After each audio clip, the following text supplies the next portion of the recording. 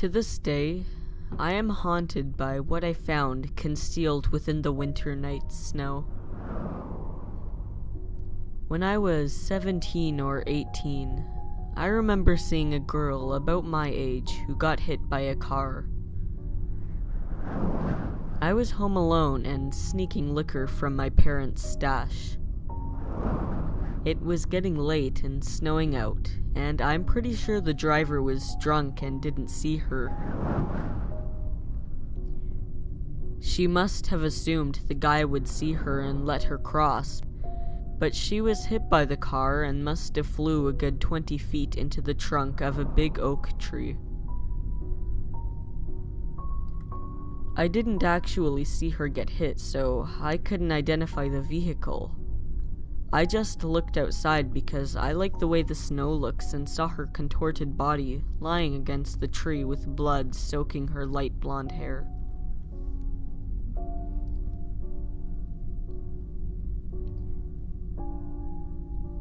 I ran to grab my phone to call the cops, and ran outside to see if she was still alive.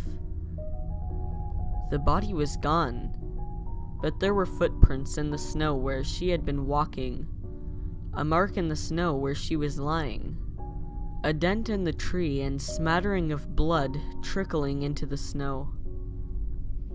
I was fucking confused at this point, but I saw footprints leading away from the body. I must have been too far from my house for the cordless phone to work, so I had to go back inside to call the police. I turned to my house and noticed that it was completely dark. I was a little freaked out already, but I forgot to put on a jacket, so I forced myself to go inside. I tried the lights, and the power was dead. All of the other houses and streetlights had power, but it was about 1 o'clock a.m., so I didn't want to bother my neighbors. I tried the phone again, but it didn't work. I went to the hardwired phone, and the phone lines were dead as well. I grabbed my jacket and a flashlight and immediately got the fuck out of my creepy house. I looked around for the girl and noticed that the tracks were leading both towards and away from where the girl was laying. Further investigation showed that there were actually 2 sets of tracks leading to the road. One set of large footprints, and one much smaller set.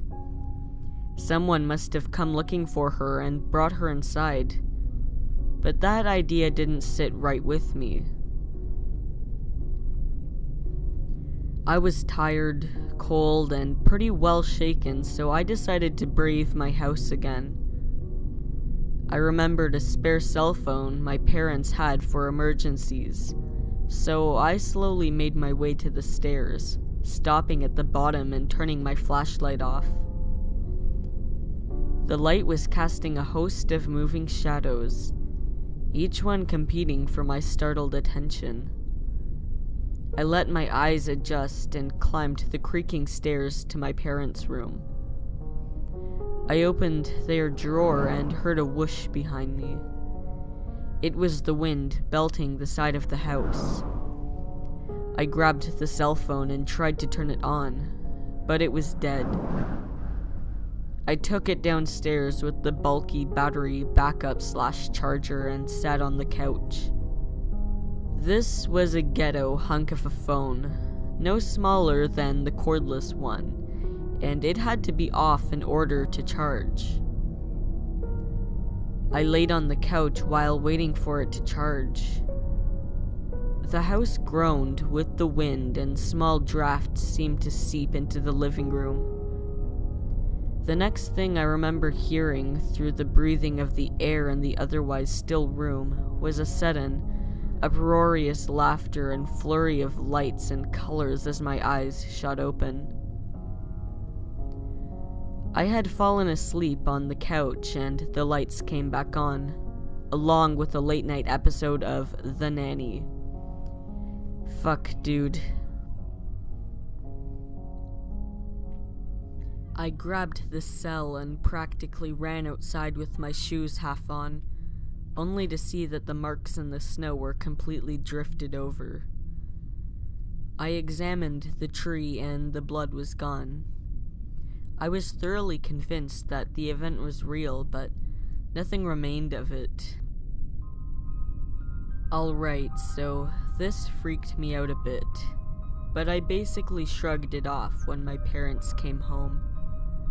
I went outside and checked out the scene of the accident, and noticed that it wasn't just drifted over with new snow, but that there were literally no traces that I could tell. It was obviously me being drunk and trying to stay up too late. I honestly didn't even bother telling anyone, and quickly forgot about it for a while. I lived in northern New Jersey, which will see snow for a day or two before everything turns to mush, and big snowstorms weren't all that common. Within a few days, the snow had melted, and with it, I had forgotten about the lucid dream I had.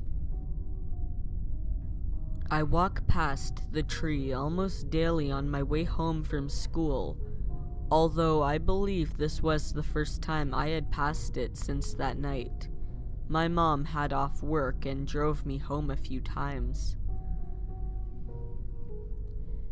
I couldn't help but take a closer look at the tree.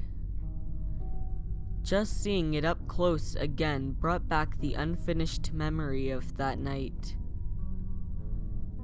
I didn't outright see the dent, but there was an odd spot on the tree, like a knothole that had healed.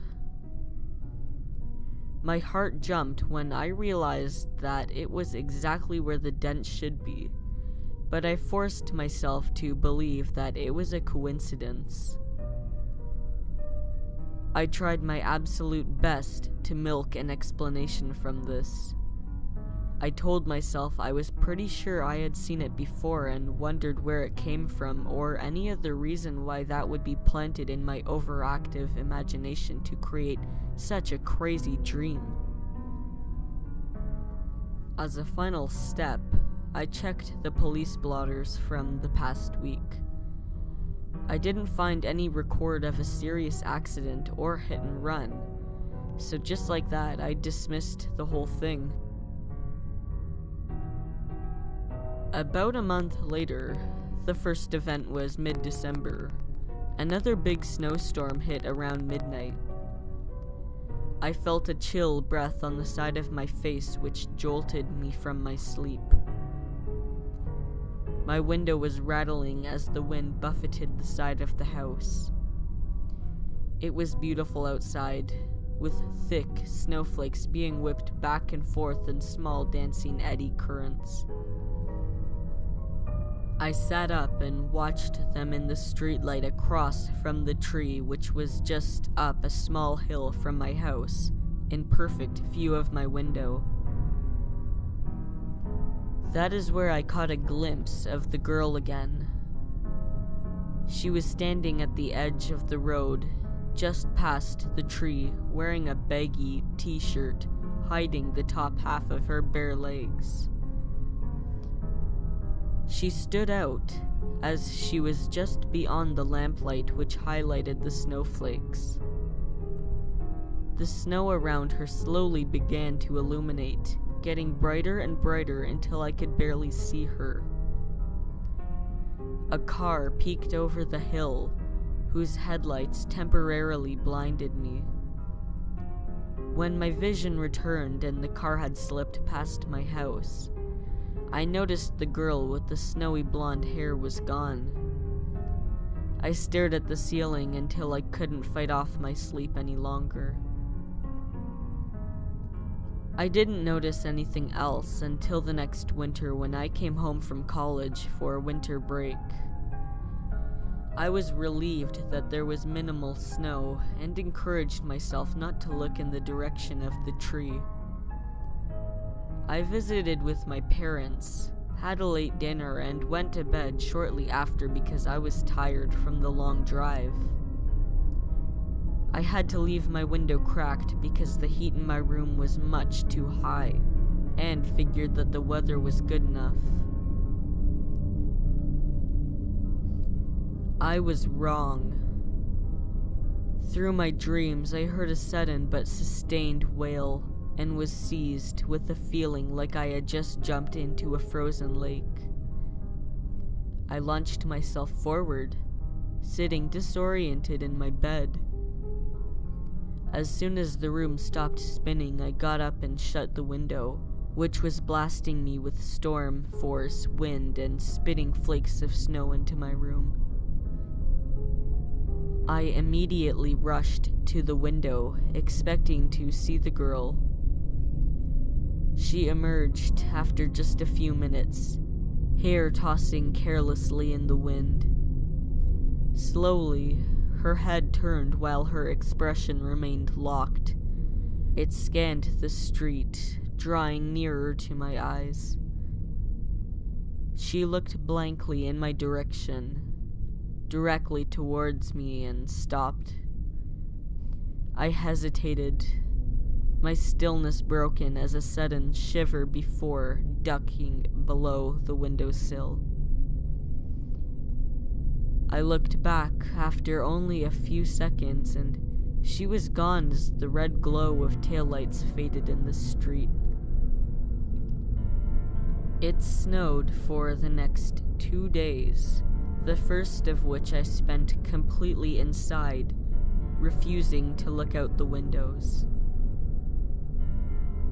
That night I slept on the couch in the living room on the other side of the house. The next day I braved the storm in search of something to lift my spirits.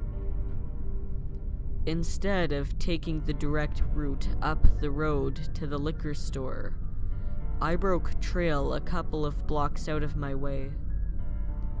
I met with my friend's deadbeat older brother, who bought me a pint of Yukon Jack and was even nice enough to offer to help me drink it. I told him I had plans that night, which wasn't true. That night, my parents dug out the other car to go to dinner and the bar with their friends, leaving me alone in the house.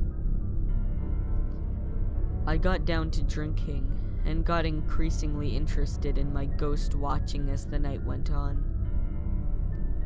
I got ready for bed, purposely opening my window despite the storm. This time, my own shivering shook me awake around 11:30. I looked outside as I closed the window and watched for the girl. As the room warmed up and I reached the end of my bottle, I became drowsy. Every wisp of fresh snow blown loose from the ground took the figure of that girl. My vision was unsteady and began to twist edges of shadows into her shape, and I began to nod off the visions of her phasing in and out of the lamplight's edge. My eyes felt like they were spinning in my head, and seemed to trick me into tracking a white shape in the distance. That shape instantly ripped me from my half-conscious state. I watched the fleeting white shape come fully into view as she ran to the edge of the road. She looked anxiously around, paused, and locked right onto my face. She began to run towards my house as a screeching gust punctured the edge of my window. My heart raced, but with full clarity, I saw the look of fear on her face. With the sincerity of that emotion, I knew that she needed help, so I ran downstairs and out the door to greet her. She stopped in the lamplight with a helpless and pitiful look on her face. Her bare feet nearly blew from the cold.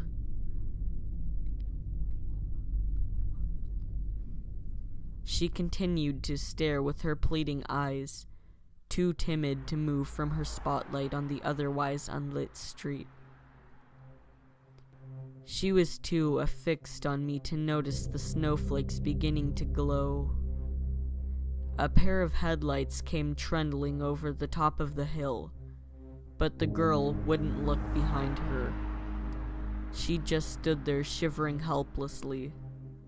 Realizing she wouldn't move, I bolted towards her as the black SUV continued to pick up speed from the hill. I tried to tackle her, but slipped right through the arms and fell to the ground as the SUV swerved and skidded into a lamppost. She stood over me and mouthed, "Thank you," as her features seemed to dissolve into the fluttering snow. A large man with a loose tie and rolled-up sleeves stumbled out of the vehicle. "Aw, shit, fucking shit," he yelled, kicking his bumper. Then he turned to me, sitting in the road. "What the fuck were you doing, kid? You fucking wrecked my car." I stuttered. I thought I saw someone in the road. "I'm not having that shit. You fucking kids are always causing trouble." He continued to rant, staggering to the back hatch of his SUV. He pulled out a tire iron, practically losing his balance as he slammed the hatch. He was clearly drunk. I tried to apologize. "Yeah, I bet you're real sorry now that you're gonna have to pay for your prank, you little shit," he said, walking slowly towards me. Behind him, my neighbor's lights came on, and he came outside asking if everyone was okay. I scrambled to my feet as I saw a nervous look on the driver's face. My neighbor said that the cops were on their way, and the driver went pale. He ran to his car and frantically tried to start it, but his efforts were futile. The snow at the top of the hill began to flash blue and red as sirens announced the police's arrival. Before the driver could run from his car, I slammed the door shut and held it with all of my strength until the cops pulled me off. My neighbor vouched for me that the man was threatening me and tried to run, and the man was taken into custody. I didn't hear about him until 2 days later when an article in the paper disclosed a rather chilling story. The same person was now being charged for the murder and kidnap of a teenage girl, which happened about 10 years ago. She was found in a stolen vehicle with many injuries indicative of a car accident, including a fatal blunt force trauma to the head. Fingerprints were all over the car, but they never matched a suspect until now. Further investigation discovered photos of her tied up in his basement. She must have escaped and ran out into the cold one night, hoping for someone to answer her pleas for help and get to her before he did.